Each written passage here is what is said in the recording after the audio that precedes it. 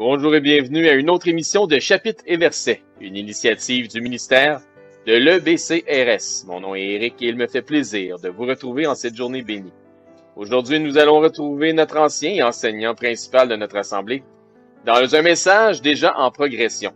Pour assister en personne à nos enseignements et prédications, veuillez nous rendre visite au 4405 rue Aurel à Saint-Hubert, sur la rive sud de Montréal, les dimanches matins à 10h30.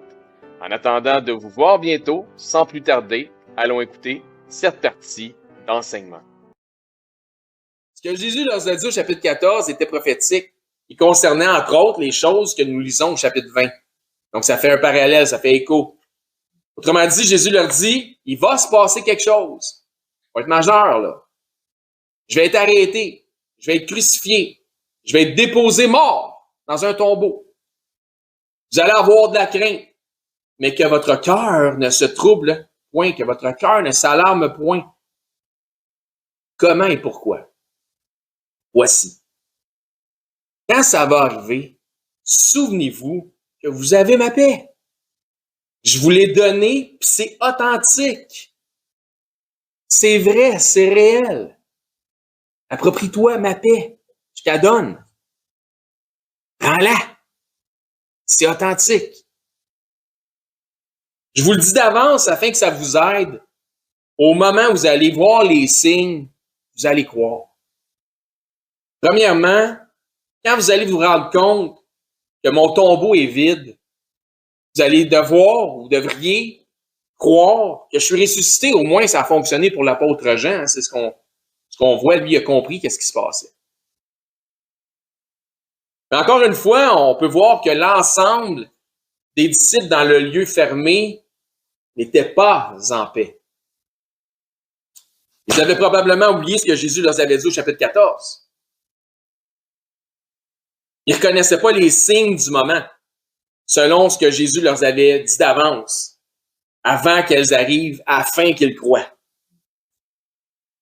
Mais le parallèle entre cette partie du chapitre 20 et le chapitre 14 n'arrête pas là, ça continue. Chapitre 14, verset 25. « Je vous ai dit ces choses pendant que je demeure. » Donc, je demandais, je ne serai plus. Mais pendant que je demeure avec vous. Mais le consolateur, l'Esprit Saint, c'est qui le consolateur? L'Esprit Saint. Que le Père enverra à mon nom, vous enseignera toutes choses et vous rappellera tout ce que je vous ai dit. Donc, gardez votre place dans le chapitre 14. Il leur parle du consolateur, qui est l'Esprit Saint. Encore une fois, je fais des parallèles. Lors de son apparition dans le lieu fermé, il fait quelque chose de particulier. Donc, verset 22, après ces paroles, ça dit, Jésus souffla sur eux et leur dit, recevez le Saint-Esprit. Je vous avais donné ma paix, mais vous étiez dans la crainte. Dans ce contexte de paix, je vous ai parlé du consolateur, d'un consolateur.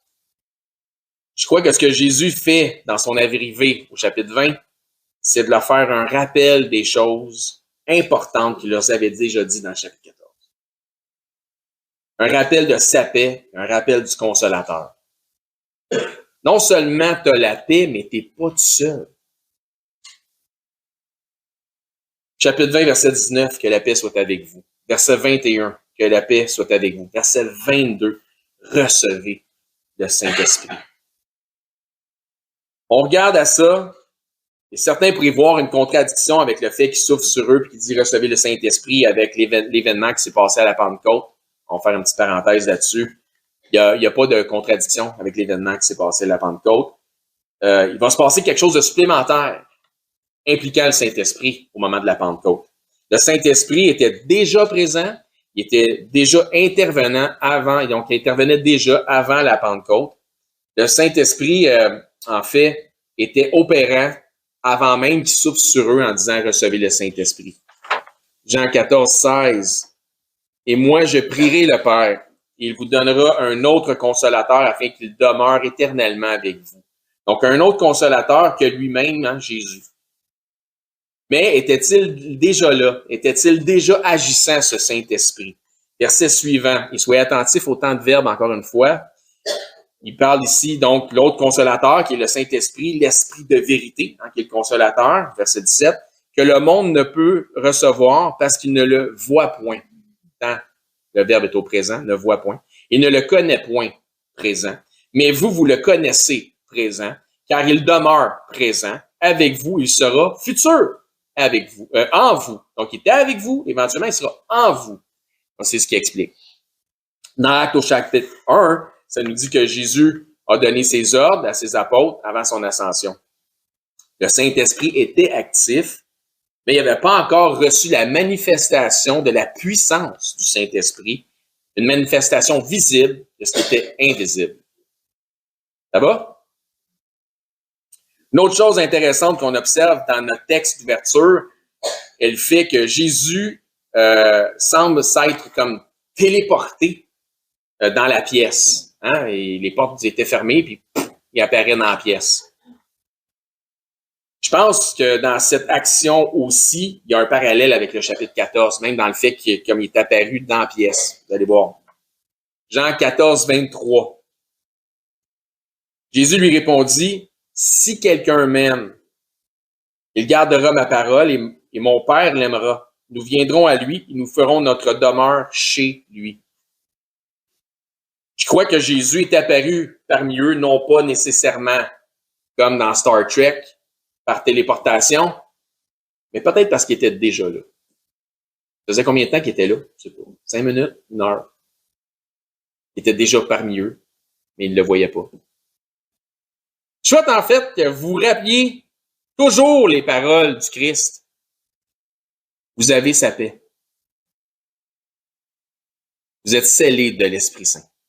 Si vous allez confesser Christ comme Seigneur et Sauveur. Le Fils et le Père demeurent avec vous, chez vous. Encore une fois, comme vous l'avez déjà entendu ici à l'EBC-RS, vous n'êtes jamais seul. Il ne vous abandonnera pas. Même quand on est infidèle, lui demeure fidèle. Parce que Dieu ne peut pas se renier lui-même. Parce que Dieu, c'est pas un menteur. Quand il dit, je vous donne ma paix, il donne la paix. Par l'Esprit Saint, vous connaissez le chemin. Jésus-Christ est le chemin. Et c'est le chemin qui vous donne accès au Père. Comme les disciples avaient, semble-t-il, oublié que Jésus leur avait donné sa paix, on a tendance à oublier cette réalité spirituelle. On oublie que nous ne sommes pas seuls. Pour certains chrétiens ou chrétiennes, c'est Dieu qui veut davantage de proximité spirituelle avec eux qu'eux en veulent avec Dieu. On tombe trop souvent, beaucoup trop facilement et trop souvent dans un mode d'autosuffisance. On sort Dieu de la tablette, on enlève la poussière quand le problème arrive.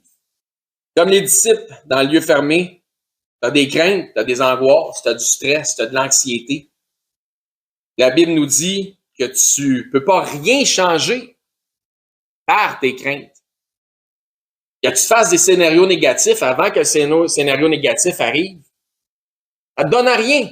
Tu peux pas rien changer par tes craintes. Tu peux juste avancer par la foi avec l'intelligence que le Seigneur te donne, la sagesse que le Seigneur te donne. Par la paix, par le courage. Ça nous dit par contre que la foi bannit la crainte. C'est vrai.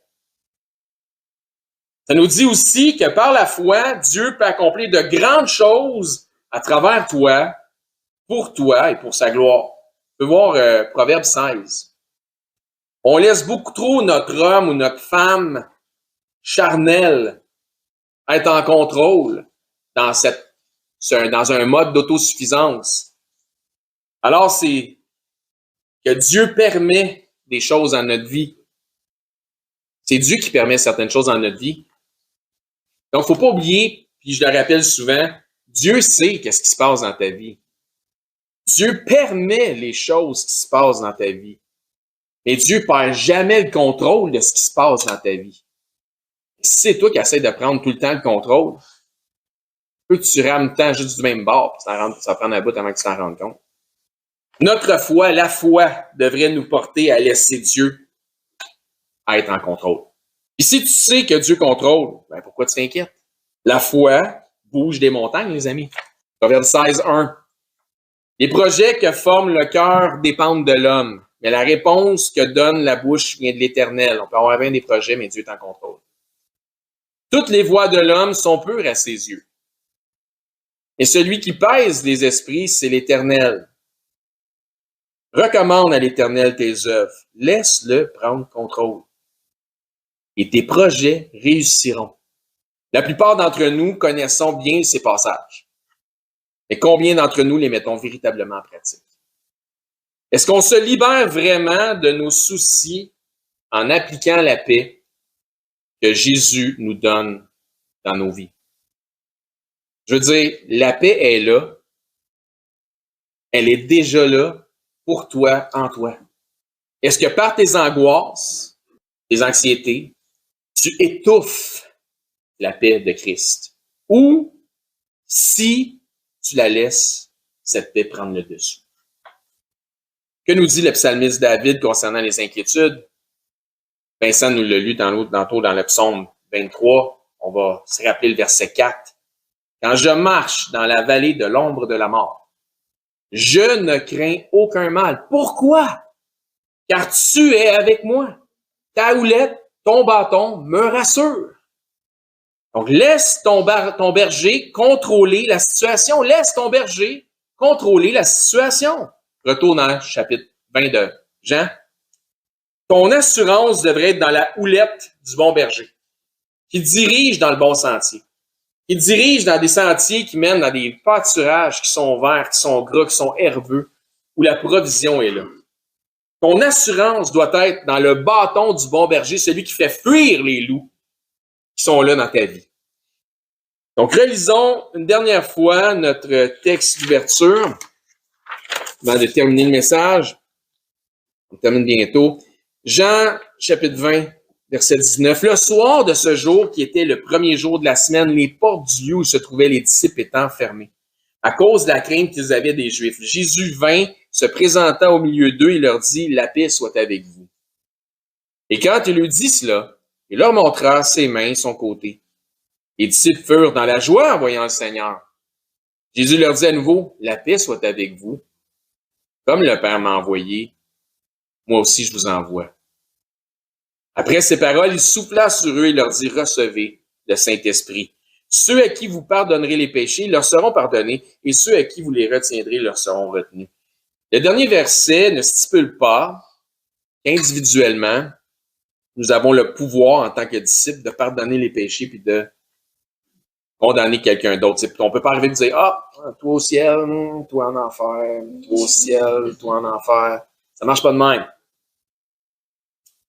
Si vous voulez avoir un exemple de ça, on va terminer avec Matthieu 10. Ce passage est en contexte avec le fait de ce qu'il vient de leur dire. Il vient de leur dire quelque chose. Il dit, comme le Père m'a envoyé, moi aussi je vous envoie. Donc, le contexte est important. Hein? C'est donc dans le cadre de prêcher l'Évangile, de faire des disciples. Puis ça, c'est encore lié avec le terme paix. Dans Matthieu 10, 13, ça dit, « Et si la maison est digne de votre paix, et qu'elle vienne sur elle, ben, votre paix, elle vient de Jésus. C'est Jésus qui vous l'a donné. Si cette maison est digne de votre paix, qu'elle vienne sur elle. Mais si elle n'en est pas digne, donc s'ils ne veulent pas t'écouter, refusent la parole, refusent l'Évangile, ben que votre paix retourne à vous. Amis, frères et sœurs, merci d'avoir été attentifs à cette partie d'enseignement. Encore une fois, mon nom est Éric, hôte de l'émission Radio Chrétienne, Chapitres et Versets, une initiative du ministère de l'EBCRS. Si vous souhaitez joindre un ministère qui, dans un franc-parler, parfois défie les perspectives générales, l'EBCRS est un ministère pas comme les autres qui, par des enseignements bibliques, qui respectent les contextes des Écritures, mais aussi l'accent sur un enseignement qui vise la maturité spirituelle des disciples. Vous êtes invités à venir nous voir les dimanches matins au 4405 rue Aurel à Saint-Hubert sur la Rive-Sud de Montréal. Vous pouvez aussi nous écrire à l'adresse courriel suivante ebcrsmtl1@gmail.com. Je répète, ebcrsmtl1@gmail.com. C'est tout le temps que nous avions pour ce segment d'émission. Nous vous disons à la prochaine et que Dieu vous bénisse abondamment dans la mesure où vous obéissez à sa parole en la mettant en pratique. Bonne journée.